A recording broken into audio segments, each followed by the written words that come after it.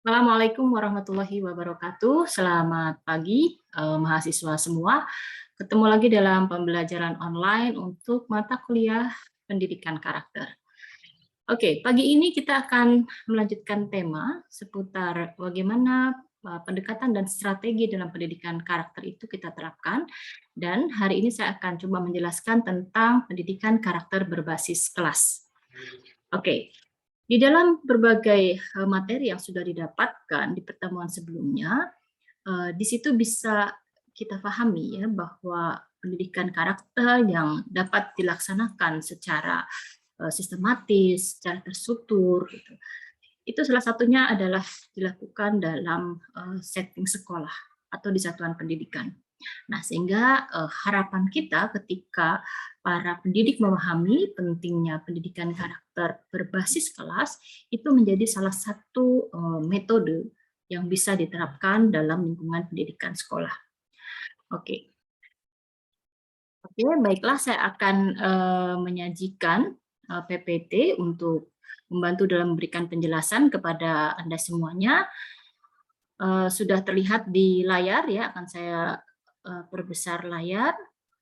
Oke, dalam pendidikan karakter berbasis kelas, ya, tentu saja kita melihat bahwa pihak-pihak yang berinteraksi dengan siswa atau peserta didik menjadi orang-orang yang sangat signifikan ya untuk melakukan proses ini. Apa sebenarnya peran penting kelas? Yang pertama, tentu saja kelas adalah locus educationis. Ya, artinya di situ terjadi pusat ya di mana siswa melakukan aktivitas pembelajaran sepanjang hari atau kebanyakan jam digunakan untuk aktivitas di dalam kelas. Namun perlu kita pahami bahwa kelas bukan sebatas bangunan fisik ya, dengan segala aksesorisnya, tetapi di sini kelas sebagai satu bagian yang sangat penting dari sebuah upaya atau usaha sadar proses pendidikan karakter di sekolah.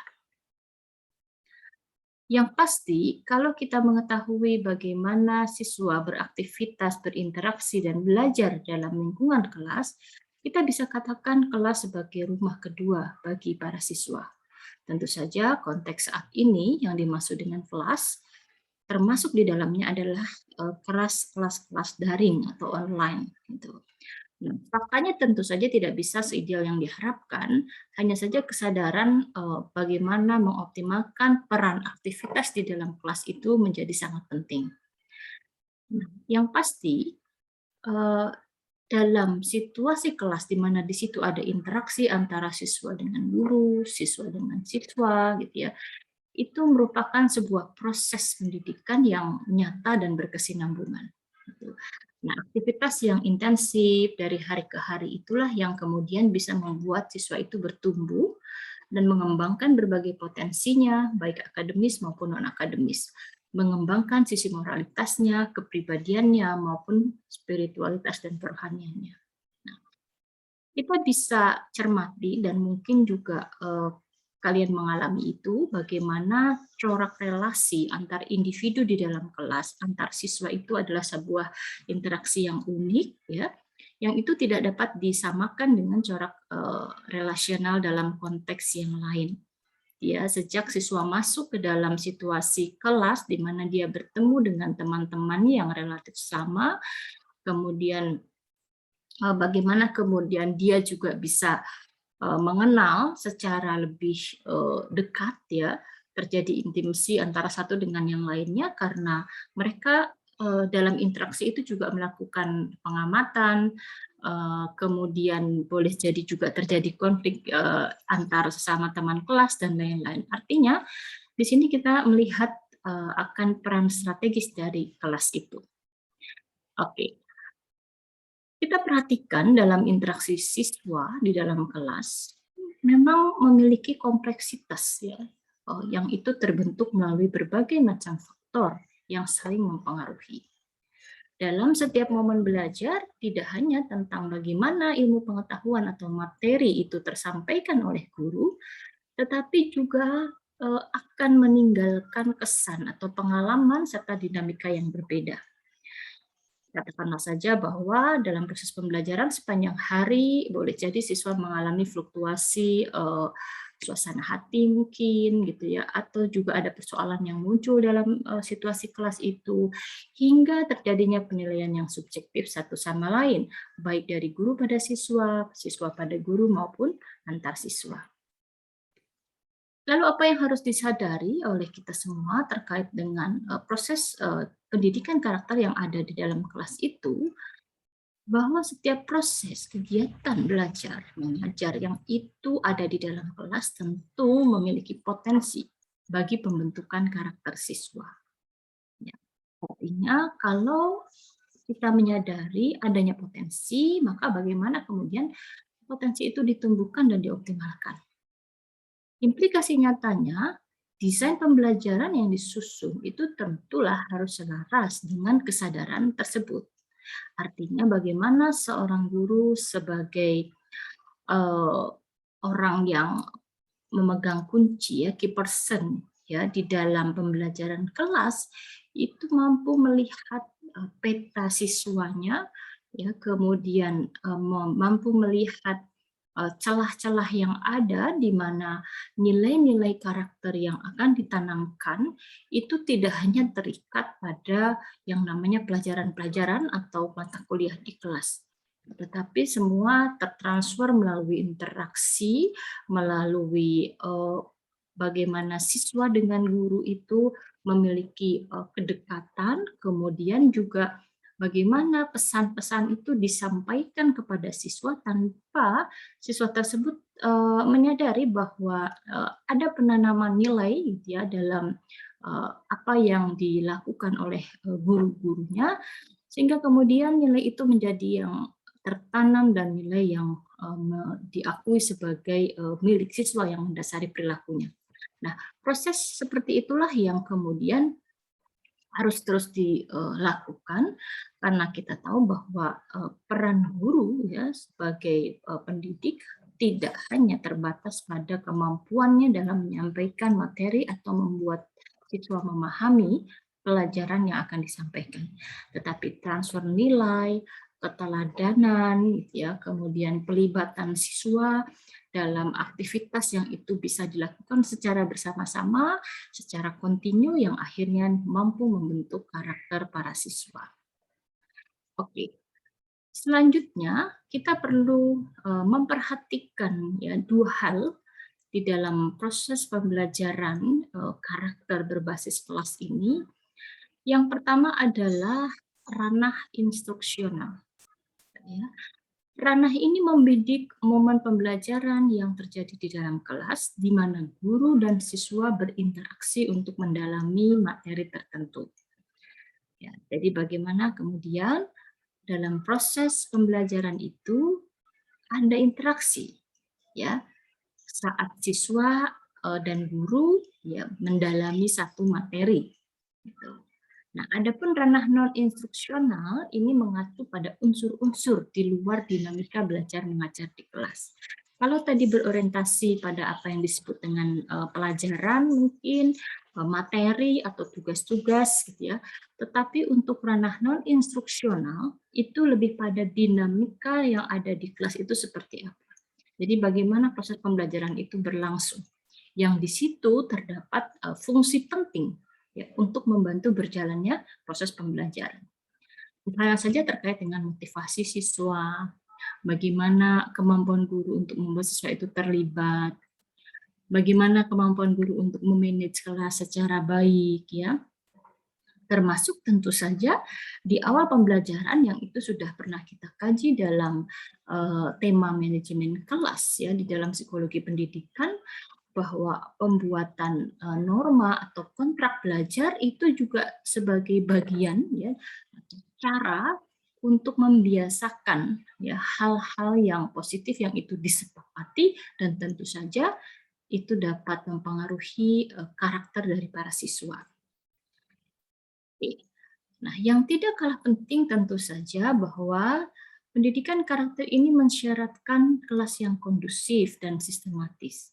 Karena dengan begitu dia akan membantu ya bagaimana siswa itu mengembangkan kemampuan sosialnya, relasional satu dengan yang lain, ya, terbangun kekompakan, soliditas, percaya satu dengan yang lain, saling hormat, ya, dan disitulah kemudian lahan yang sangat subur untuk membuat setiap siswa itu bertumbuh menjadi pribadi yang sehat. Baik, kita coba kupas satu persatu terkait dengan desain ranah instruksional ini. Dibagi lagi ke dalam dua cara. Ya, kita tadi pahami ya bahwa desain ranah instruksional terkait dengan bagaimana mendalami materi yang diajarkan. Nah, dalam proses ini bisa menggunakan pengajaran tematik ataupun non tematik. Nah, apa itu pengajaran tematik? Pengajaran ini terkait dengan fokus tema pembelajaran pendidikan karakter yang didesain secara khusus. Artinya ada upaya dari pendidik dalam hal ini guru, ya, untuk mendesain, ya, merencanakan secara khusus bagaimana tema-tema pembelajaran yang itu terhubung dengan pendidikan karakter. Berbeda halnya dengan pembelajaran non tematik, gitu ya. Bagaimana kemudian materi pembelajaran ini ya terintegrasi dalam pendalaman refleksi atas nilai-nilai yang terdapat di dalam pembelajaran. Jadi dia sudah lebih dalam ya mengajak siswa untuk melakukan refleksi nilai-nilai yang terkandung dalam sebuah pembelajaran. Gitu ya. Artinya kedua hal ini adalah bagian dari ranah instruksional karena masih terkait dengan apa yang sedang dibahas, yaitu materi yang diberikan pada siswa. Hanya saja di situ ada dua level, dari pengajaran tematik yang terkait atau fokus pada temanya, kemudian ada lagi non-tematik yang itu terintegrasi. Bagaimana pendalaman sebuah materi itu disertai dengan refleksi atas nilai-nilai tertentu yang terdapat dalam pembelajaran tersebut. Oke. Nah, kita bisa lihat di sini ya. Misalnya ketika menyajikan satu tema ya yang itu terkait dengan pendidikan karakter ya, maka selain diajarkan juga didiskusikan dan dilatihkan. Artinya semua ranah ya dalam komponen pendidikan karakter yang kita pahami sebagaimana dalam teorinya Thomas Likona bahwa sisi kognitif ya atau moral knowing-nya di mana siswa diberikan pemahaman, diberikan kesadaran itu harus sampai ya pada proses perilaku. Kemudian sifatnya juga parsial selektif. Artinya apa? Artinya program pendidikan karakter yang dilaksanakan di dalam kelas ini mendidik satu tema khusus. Jadi ya, artinya ada seleksi. Ya, tema-tema apa yang itu bisa disampaikan dan dekat ya dengan pendidikan karakter yang akan ditanamkan. Nah, disinilah perlunya peran guru ya sebagai fasilitator dalam kelas yang harus mampu mengarahkan dan memandu jalannya ya, eksplorasi pendidikan karakter yang dituju. Ya, jadi ada tema yang secara langsung terkait dengan pendidikan karakter yang itu diajarkan, didiskusikan, kemudian dilatihkan. Pada saat didiskusikan, ya tidak hanya diskusi dalam pengertian mengasah kemampuan kognitif, daya kritis, penalaran, tetapi diskusi itu harus sampai pada menyentuh sisi afektif siswa, sehingga tema-temanya akan dicari yang itu memang melibatkan unsur-unsur itu. Bagaimana misalnya karakter peduli sosial di masa pandemi, itu menarik untuk didiskusikan sehingga menumbuhkan sifat empati dalam diri siswa dan kemudian apa tindakan yang bisa dilatihkan sehingga kemudian siswa itu memiliki karakter peduli sosial. Oke. Kemudian tentang pengajaran non-tematik, model pendekatan yaitu dengan menggunakan momen-momen pembelajaran. Ya. Jadi sifatnya terintegrasi dalam kurikulum dan itu terkait secara inherent, secara melekat dalam materi pembelajaran. Asumsinya bahwa setiap materi maupun dinamika kelas itu senantiasa memiliki unsur-unsur yang memiliki celah untuk dapat menjadi pintu masuk pembentukan karakter. Jadi guru harus punya kemampuan itu. mengkaitkan pembelajaran, ya, melihat dinamika kelas, yang di situ selalu ditemukan celah-celah, ya, untuk bagaimana menyadarkan siswa tentang satu karakter yang terhubung dengan materi itu. Nah, di sini kemudian lagi-lagi guru harus menggunakan proses belajar mengajar itu selalu terhubung ya dengan penanaman nilai. Jadi di satu sisi dia mengajar sesuai dengan mata pelajaran yang diampunya, tetapi di situ ada upaya untuk menanamkan nilai-nilai tertentu sesuai dengan apa yang direncanakan. Baik. Nah, berikutnya di ranah non-instruksional. Ya, di awal tadi saya sudah sampaikan tentang hal-hal yang terkait dengan ranah ini, seperti manajemen kelas, ya. Kemudian ada juga pendampingan perwalian dan bagaimana membangun konsensus bersama. Ya, oke. Pertama terkait dengan manajemen kelas, ya.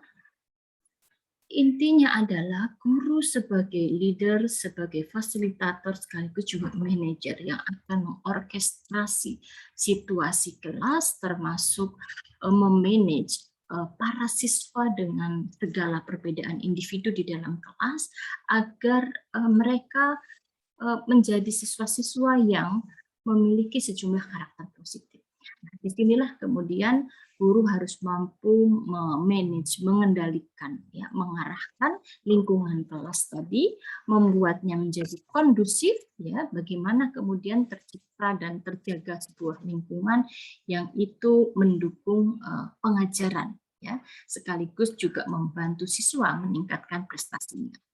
Jika kita berbicara prestasi, tentu saja jangan hanya berpikir bahwa itu adalah capaian-capaian akademik semata. Kita juga bisa kemudian menemukan berbagai potensi-potensi siswa itu yang terkait dengan non akademik gitu ya. Bahkan secara lebih khusus justru kita mencoba mencermati dalam posisi sebagai pendidik ya, mencermati karakter-karakter positif yang itu sudah ada di dalam diri siswa. Nah, ketika karakter itu sudah dimiliki siswa ya, variasi karakter yang ada dimiliki oleh siswa dan itu positif, maka guru patut untuk memberikan penghargaan. Ya, guru harus mampu dengan cermat ya, kemudian membuat pemahaman tentang siswa, terutama tentang bagaimana karakter yang dia miliki itu sebagai sesuatu yang layak dan patut diapresiasi, yang kemudian sekaligus bisa menjadi contoh bagi kawan-kawannya. Dan tentu saja itu sangat signifikan untuk membuat siswa itu memiliki kepercayaan diri, memiliki rasa respect satu dengan yang lainnya, ya, termasuk kemudian mereka akan belajar ya dengan teman-temannya terkait bagaimana upaya pembentukan karakter yang ada di dalam kelas itu. Nah, berikut ini adalah satu aktivitas yang tidak kalah penting, ya, yang perlu dilakukan oleh guru, mengingat bahwa sejatinya tugas pendidikan, khususnya pendidikan karakter, itu adalah tanggung jawab dari keluarga. Artinya, kalaupun itu dilakukan di sekolah, ya, secara lebih sistematis, lebih terstruktur, disertai dengan perencanaan, desain, ya, evaluasi, akan tetapi jangan kemudian meninggalkan atau mengenyampingkan peran dari orang tua atau keluarga. Ini yang disebut dengan pendampingan perwalian.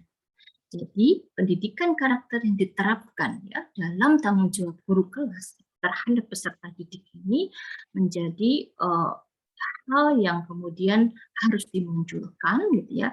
Karena apa? Karena di situ guru juga berperan sebagai orang tua dari para siswa. Gitu ya. Jadi pendampingan perwalian di sini lebih pada bagaimana guru itu sebagai mitra keluarga menempatkan atau memposisikan diri sebagai wali ya dari orang tua yang ada di rumah. Nah, layaknya wali atau wakil ya orang tua yang ada di sekolah, tentu segala informasi yang ada di rumah itu juga bagian yang harus dipahami oleh guru. Jadi menjalankan sebagai peran wali ya, wali siswa di sekolah gitu ya, itu harus menjadi kesadaran. Jadi bukan sebagai guru yang hanya menyampaikan terkait dengan ilmu pengetahuan saja, tetapi bagaimana figur ya, orang tua yang dipercaya oleh keluarga di rumah ya untuk kemudian mendampingi siswa-siswinya di sekolah. Nah, tugas ini boleh jadi dirasakan tidak mudah oleh sebagian guru ya, tetapi tadi ketika itu disadari ya sebagai sebuah tugas tanggung jawab amanah gitu ya, maka akan lebih mudah lagi ketika wali yang dimaksud guru ya, siswa di sekolah itu juga membuka akses bekerja sama bermitra dengan orang tua di sekolah. Ya, jadi penanggung jawab di kelas itu adalah guru yang memerankan peran sebagai pengganti keluarga di sekolah, tetapi jangan tinggalkan peran orang tua untuk kemudian bekerja sama dan membantu kelancaran proses pendidikan karakter ini. Baik, dan bagian terakhir ya, yaitu tentang pentingnya konsensus bersama. Ini juga berada di ranah non instruksional ya, bahwa adalah satu hal penting di dalam kelas gitu ya, untuk memiliki kesepakatan-kesepakatan yang itu difahami oleh setiap anggota komunitas kelas. Ya, bangun kesadaran siswa bahwa konsensus, kesepakatan atau aturan itu dibuat untuk kepentingan bersama. Karena dengan konsensus itu tujuan yang ditetapkan akan dapat tercapai. Nah, tentu langkah penyadaran ini juga tidak selalu mudah karena sebagian siswa boleh jadi adalah mereka yang mungkin sudah menganggap atau sudah memiliki mindset yang kurang baik terhadap adanya aturan yang cenderung otoriter, ya, top down, yang itu kemudian tidak mendengar ya, atau mengakomodir aspirasi mereka sebagai warga kelas. Nah, disinilah guru juga perlu terampil bagaimana agar konsensus bersama itu betul-betul terbangun berdasarkan kesepakatan kelas beserta konsekuensi-konsekuensinya yang itu secara konsisten dijalankan, dan tentu saja penerapan ya dari konsekuensi itu pun juga ditegakkan. Oke. Nah, disinilah melalui aturan-aturan yang diterapkan oleh guru ya dalam pembelajaran diharapkan menjadi sebuah habit, ya habituasi atau kebiasaan yang baik, dan tentu saja kita pahami bahwa kebiasaan yang baik itu akan mampu menjadi salah satu faktor pembentuk karakter siswa. Baik. Demikianlah yang bisa saya sampaikan terkait dengan tema pendidikan karakter berbasis kelas ya. Intinya bagaimana optimalisasi peran kelas tidak hanya sebagai lingkungan fisik ya, tetapi juga kelas sebagai rumah kedua dari para siswa, di mana di situ terdapat interaksi yang kondusif, interaksi yang harmonis, saling percaya antar anggota kelas, baik guru terhadap siswa, siswa terhadap guru, maupun antar siswa. Oke, sekian materi yang bisa saya sampaikan. Terima kasih. Setelah ini kita akan masuk pada personal journal. Oke, saya akan menjelaskan setelah ini, yaitu setiap orang diminta untuk menyampaikan pengalaman pribadinya tentang level pendidikan mana, ya, mungkin sejak SD, kemudian SMP, SMA, atau saat di perkuliahan, yang itu berpengaruh pada proses pendidikan karakter yang dimiliki saat ini. Nah, kita bisa menceritakan ketika kita juga mengenali sejumlah karakter yang sudah dimiliki dan mengingat kembali sejak kapan karakter itu mulai disadari dan dibangun. Ya, jadi pada level mana itu kemudian sangat mempengaruhi terhadap pembentukan karakter tersebut. Lalu bagaimana proses yang terjadi? Jadi berikan contoh, misalnya karakter disiplin, gitu ya, itu mulai tumbuh ketika masuk pesantren. Nah, Silakan diceritakan bagaimana prosesnya sehingga karakter itu tumbuh dan berkembang di dalam diri kalian. Lalu sampaikan pula siapakah yang paling mempengaruhi pembentukan karakter di sekolah, gitu ya, atau mungkin yang santri di pesantren ataupun di kelas Anda saat itu, gitu ya. Artinya kita mulai belajar tentang orang-orang yang berkontribusi terhadap pendidikan karakter pribadi. Lalu, coba refleksikan pada keadaan saat ini, apa manfaat yang didapat dari karakter positif yang telah terbentuk tersebut. Ya. Nah, ini adalah aktivitas personal journal hari ini. Silahkan dibaca kembali, dicermati, difahami, lalu kemudian dilaporkan seperti biasa di submit ke Google Classroom. Saya akan sediakan tempatnya dan dikumpulkan di hari ini. Oke, terima kasih. Kita akhiri. Alhamdulillahirabbil alamin. Assalamualaikum warahmatullahi wabarakatuh.